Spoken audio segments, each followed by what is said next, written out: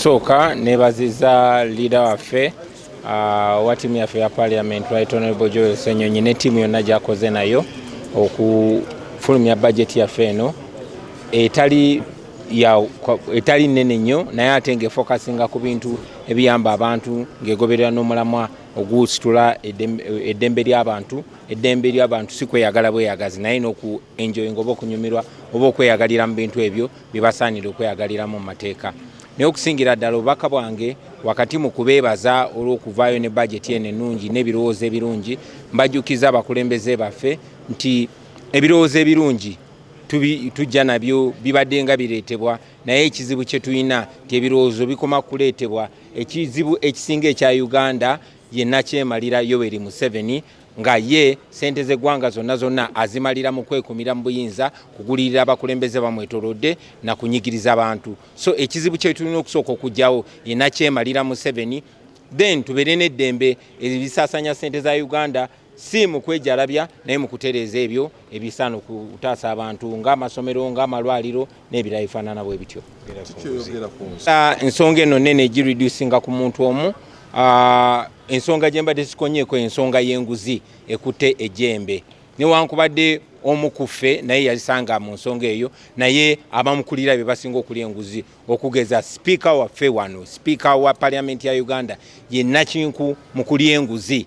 Era ekyo kyetaaga okwogerwako ensi n'ekimanya n'ensi nemukolinga out kubanga sente ezoonoonebwa Palamenti eno zisobola okukyusa obulamu bw'abantu bungi nnyo. So obuli bw'enguzi ye kansa ayonoonye Uganda kati kyafuuka institutional. Enguzi yafuuka ngeri ya kwekumira mu buyinza na ngeri ya kukakanya abavuganya gavumenti. So enguzi ng'ekulemberwa Anita Amongo sipiika wa wano nga mulimu si bokka ba NRM naye nga mulimu n'abaffe kizibu nnyo era nakyo tulina okirwanyisa ate tujja kirwanyisa. Ffe nga NUP tujja kukozesa ebikolwa si bigambo lwe tulina obuyinza wonna okulwanyisa enguzi naye twagala na buli kitongole kya gavumenti kikozesa obuyinza obwo okulwanyisa enguzi kuba enguzi yesisigiriza Uganda emabega. Lutalo mmwe bannamawulire mmwe abagiteekawo tewali lutalo lwonna okuleka ng'oŋŋamba nti okola ekituufu luba lutalo. Okola ekituufu we luba lutalo then tuli mu lutalo era tulina okubeera mu lutalo nga tulwanyisa enguzi nga tulwanyisa obulyake nga tulwanyisa obwannakyemalira ndo luba lutalo. So si mu kibiina kyaffe nze ndowooza mu kibiina kyaffe twandibadde nga ekyokulabirako buli muntu kabeere nga sipiika wa Palamenti yalidde enguzi kabeere nga minisita n'akangavulwa nga bwe kirina okubeera. Ffe nga NUP tuba wa kyakulabirako tuli option era mu Uganda empya bwe tubikola bwe tujja obikola nga tumaze okugoba Nakyemalira. Kwange kukukakanya ate kussa ku bammemba bange benkulembera mu kibiina. Njagala nnyo njogere ku nsonga ezigasa eggwanga lyonna. Kati budget eno si ya NUP yokka wabula reflectinga ekifaananyi kya opposition yonna. So saagala ensonga za NUP ate nziyingize mu bibiina ebirala. Njagala njogere ku kintu ekigasa eggwanga lyonna si kibiina kyokka nga NUP. Webale nnyo n'amenya amateeka.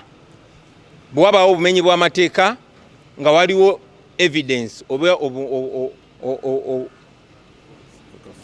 obujulizi obumulumika then amateeka gakole. Bwe mugamba nti omuntu bw'aba amenya etteeka bateesaganye naye then tujjewo amateeka bibeere byakuteesaganya.